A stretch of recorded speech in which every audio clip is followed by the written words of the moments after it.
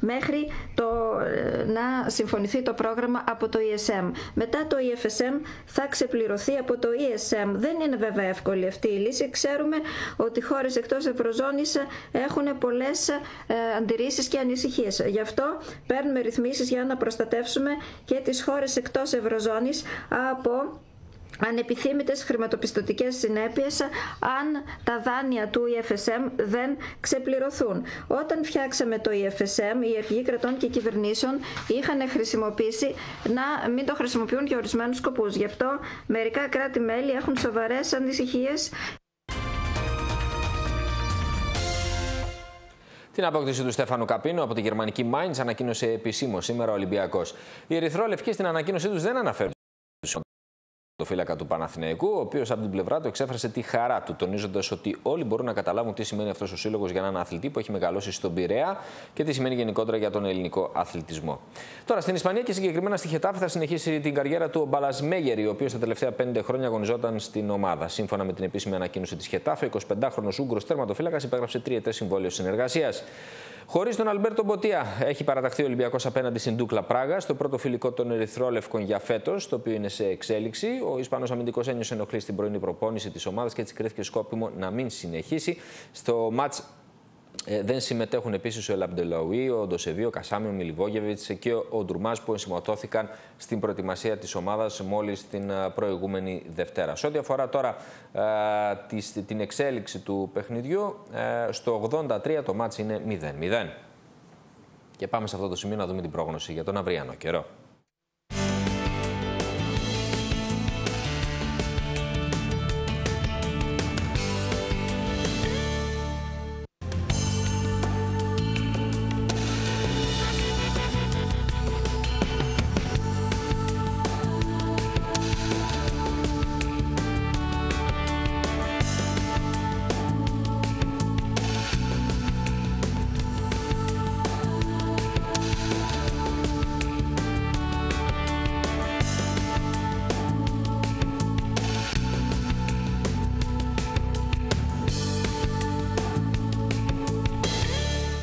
Και σε αυτό το σημείο, κυρίες και κύριοι, ολοκληρώθηκε το δελτίο ειδήσεων του Channel 9. Ακολουθούν οι κυριότερες ειδήσεις στην νοηματική με την Παρασκευή Σιδέρη. Να έχετε ένα όμορφο βράδυ.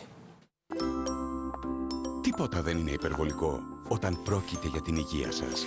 Η Prime Insurance διπλασιάζει πρώτη τη φροντίδα στην ασφάλεια υγείας, προσφέροντας ακόμα και δεύτερη ιατρική γνωμάτευση από τα πιο εξειδικευμένα νοσοκομεία στο εξωτερικό σε συνεργασία με τη Medicaid America. Πραγματικά πλήρη προγράμματα. Γιατί για την υγεία σας μπορούμε να φτάσουμε πολύ μακριά. Prime Insurance. Εσείς το κέντρο μας.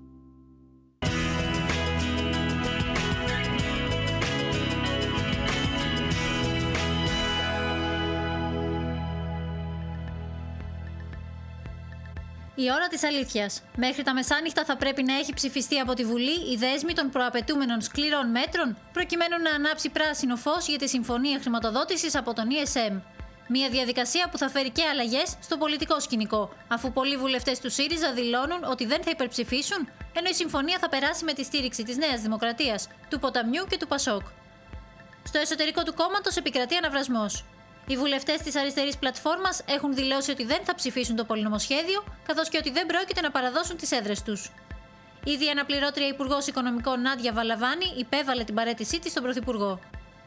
Την ώρα που βρίσκεται σε εξέλιξη η μάχη της ψήφου για τη συμφωνία, τουλάχιστον 108 μέλη της Κεντρικής Επιτροπής του κόμματος, που τάσσονται κατά της συμφωνίας, προχώρησαν σε συλλογή υπογραφών, ζητώντας άμεσα σύγκληση του οργάνου. Εναλλακτικές λύσεις ζήτησε από τους διαφωνούντες ο Πρωθυπουργός Αλέξης Τσίπρας κατά την ομιλία του στην κοινοβουλευτική ομάδα του ΣΥΡΙΖΑ το απόγευμα της Τετάρτης. Όπως είπε, εξάτλησε από την πλευρά του όλες τις διαπραγματευτικές δυνατότητες και όλες τις εναλλακτικές λύσεις. Όπως σημείωσαν κυβερνητικές πηγές, ζήτησε με ειλικρινή τρόπο από την εσωκομματική αντιπολίτευση να του προτείνουν αξιόπιστη εναλλακτική, που θεωρούν ότι ο ίδιος δεν σκέφτηκε μπροστά σε αυτή την κατάσταση. Επίσης, περιέγραψε την κατάσταση και αναφέρθηκε στη μάχη που έδωσε όχι μόνο επί 17 ώρες στην Ευρωσύνοδο, αλλά και όλο το χρονικό διάστημα στο επίπεδο της διαπραγμάτευσης. Μίλησε δε για το χρέος της κυβέρνησης, που όπως είπε είναι να αποφευχθεί μια σοβαρή επιδείνωση ανθρωπιστικής κρίσης και οικονομικής καταστροφής. Η πολιτική εκτίμηση του Πρωθυπουργού στην ομιλία του ήταν πως υπήρχε συγκεκριμένη βούληση, εκφρασμένη με έμεσο και άμεσο τρόπο, να πέσει η κυβέρνηση αυτή, κάτι που εκφράστηκε με μεγαλύτερη ένταση τις τελευταίες ημέρες, προκειμένου να έρθει ένα νέου τύπου κυβερνητικό σχήμα. Συμπαγής θα είναι, όπως φαίνεται, η στάση των βουλευτών της Νέας Δημοκρατίας στην ψηφοφορία που θα διεξαχθεί αργότερα σήμερα στην Ολομέλεια της Βουλής. Η συνεδρίαση της κοινοβουλευτικής ομάδας της Νέας Δημοκρατίας, που διήρκησε περίπου 2 ώρες, χαρακτηρίστηκε από ορισμένες ενστάσεις βουλευτών του κόμματος, κυρίως από νησιωτικές περιφέρειες, αλλά και από το γενικό κλίμα ότι πρέπει να στηριχθεί η εθνική προσπάθεια. Εκτιμάται πως μεταξύ των βουλευτών δεν θα υπάρξουν διαρροές, ενώ δεν έχει τεθεί θέμα κομματικής πειθαρχίας. Ομόφωνα, η κοινοβουλευτική ομάδα του Ποταμιού αναμένεται να στηρίξει τη συμφωνία και την ευρωπαϊκή πορεία της χώρας, όπως επιβεβαιώθηκε και σε συνεδρίασή της το πρωί. Η μνημονιακή τραγωδία επαναλαμβάνεται, δήλωσε ο Γενικός Γραμματέας του Κομμουνιστικού Κόμματος Ελλάδος, καλώντας τον κόσμο σε αγώνες. Για εξαπάτηση των Ελλήνων από τη συγκυβέρνηση ΣΥΡΙΖΑ-ΑΝΕΛ κάνει λόγο η Χρυσή Αυγή και διαμηνύει ότι θα πει ένα γενναίο όχι στη συμφωνία. Οι ανεξάρτητοι Έλληνες θα στηρίξουν την κυβέρνηση. Το ΠΑΣΟΚ θα δώσει ψήφο, αλλά όχι λευκή επιταγή, όπως διαμηνύει. Η Γαλλία είναι η πρώτη ευρωπαϊκή χώρα που και επισήμως εγκρίνει τη Συμφωνία Αθήνας Πιστωτών. Η Γαλλική Εθνοσυνέλευση με πολύ μεγάλη πλειοψηφία ψήφισε υπέρ. Νωρίτερα, ο Γάλλος Πρωθυπουργός Μανουέλ Βάλς προέβησε έναν παθιασμένο λόγο υπέρ της χώρας μας και της συμφωνίας. Η γαλλική πλευρά είναι υπέρ της ελάφρυνσης του χρέους. Παράθυρο για μείωση του ελληνικού χρέους όμως άνοιξε και ο εκπρόσωπος τύπου του Wolfgang Schäuble. Με παρέμβαση Μπαράκ Ομπάμα, ο Υπουργός Οικονομικών των Ηνωμένων Πολιτειών, Jack Lew, βρίσκεται στην Ευρώπη για το ελληνικό ζήτημα. Πρώτη στάση του κυρίου Λιού, η Φραγκφούρτη, για επαφές με τον πρόεδρο της Ευρωπαϊκής Κεντρικής Τράπεζας, Μάριο Ντράγκι. Αύριο θα μεταβεί σε Βερολίνο και Παρίσι για επαφές με τον Wolfgang Schäuble και τον Μισελ Σαπέν αντίστοιχα. Ο Γιάννης Δραγασάκης, με δημόσια δήλωσή του, ευχαρίστησε την αμερικανική πλευρά.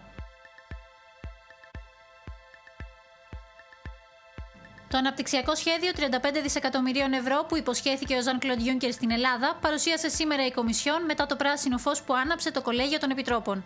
Το πακέτο θα απελευθερωθεί άμεσα μετά την κύρωση της συμφωνίας για το νέο πακέτο διάσωσης από τον ESM. Με βάση το σχέδιο θα απελευθερωθούν νωρίτερα κεφάλαια που αντιστοιχούν στο 5% του προηγούμενου ΕΣΠΑ, τα οποία συνήθως διατηρούνταν μέχρι το τέλος της προγραμματικής περίοδου. Επιπλέον, για το προηγούμενο ΕΣΠΑ, η κοινοτική συμμετοχή θα φτάνει στο 100% του κόστους ενός έργου από 95% σήμερα. Με αυτές τις δύο αλλαγές εκτιμάται ότι θα προσθεθεί στην ελληνική οικονομία άμεση ρευστότητα περίπου 500 εκατομμύρια ευρώ, ενώ εξοικονομούνται περίπου 2 δισεκατομμύρια ευρώ από τον κρατικό προϋπολογισμό, τα οποία θα έπρεπε να διατεθούν για την κάλυψη της εθνικής συμμετοχής στα κοινοτικά προγράμματα. Η Κομισιόν πιστεύει ότι μαζί με τις μεταρρυθμίσεις πρέπει να γίνουν και φιλόδοξες επενδύσεις που να ξαναφέρουν στον καλό δρόμο την ελληνική οικονομία, ώστε να αντιμετωπιστεί και η ανεργία αλλά και οι βαθιές αιτίες της. Στο πλαίσιο αυτό, τα ευρωπαϊκά διαρθρωτικά ταμεία και ταμεία επενδύσεων μπορούν να παίξουν ένα σημαντικό ρόλο. Η περιφερειακή πολιτική φυσικά δεν θα λύσει την βραχυπρόθεσμη έλλειψη ρευστότητας που έχει η Ελλάδα, αλλά τα ενωσιακά ταμεία μπορούν να παίξουν στρατηγικό ρόλο για τη χάραξη μιας στρατηγικής επιστροφής στην ανάκαμψη, δίνοντας 2 δις περίπου από την τελευταία προγραμματική περίοδο προγραμματισμού και 20 δις για την τρέχουσα περίοδο. Η συμφωνία με την Ευρωπαϊκή Επιτροπή προβλέπει πως τα πρόσθετα κονδύλια θα διατεθούν για έργα και πρωτοβουλίες στο πλαίσιο του ΕΣΠΑ, στηρίζοντας την ανάπτυξη και τις θέσεις εργασίας. Σε ό,τι αφορά το νέο πακέτο ΕΣΠΑ για την περίοδο 2014-2020, η Κομισιόν προωθεί την αύξηση της αρχικής προχρηματοδότησης για τα επιχειρησιακά προγράμματα κατά 7%.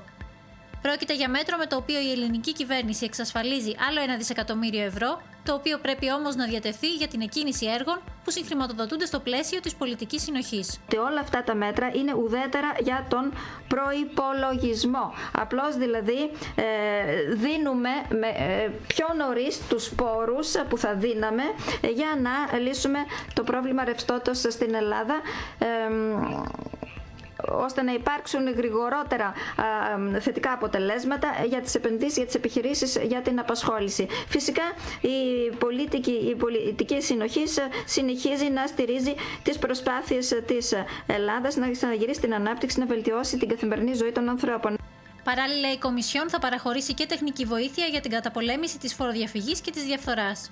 Η Κομισιόν θα δώσει τεχνικούς εμπειρογνώμονες που μπορούν να βοηθήσουν την Ελλάδα να χρησιμοποιήσει σοφά τα ενωσιακά κονδύλια και να εφαρμόσει σημαντικές μεταρρυθμίσεις, όπως να φτιάξει ένα αποτελεσματικό φορολογικό σύστημα και να καταπολεμήσει τη διαφθορά. Αυτά τα 35 δισεκατομμύρια ευρώ μπορούν να κάνουν την Ελλάδα έναν ελκυστικό προορισμό για επενδύσεις και να δώσουν ελπίδα στη νέα γενιά.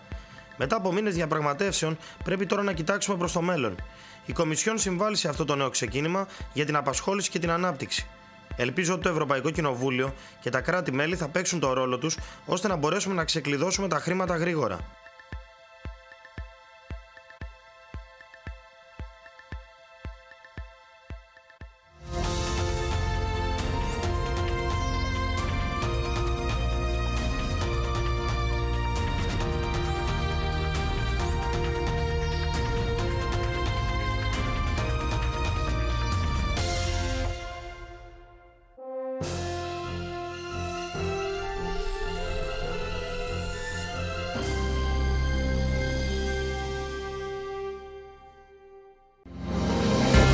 Η εκπομπή Ιατρική Διάλογη συνεχίζει για άλλη μια χρονιά την επιτυχημένη παρουσία της στο Channel 9.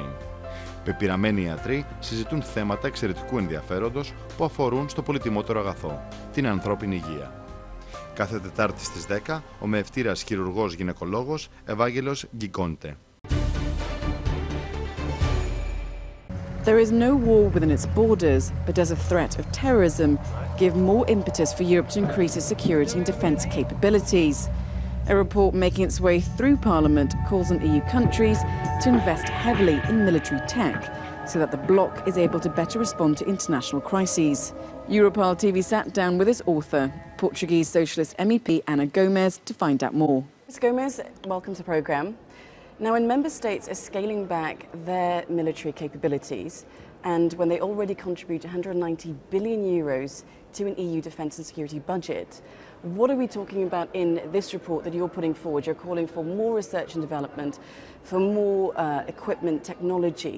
Huge sums of taxpayers' money is spent often, most of the time, in totally intransparent way, with governments invoking national sovereignty not to provide accountability, and where they spend in things that are really not, in equipment that is really not necessary. I don't think that, for instance, nuclear equipment serves any purpose, because nuclear equipment doesn't deter anyone in this moment. It's not a deterrent. We know that, for instance, we need strategic airlifting transportation. We know we need cyber equipment to fight cyber warfare.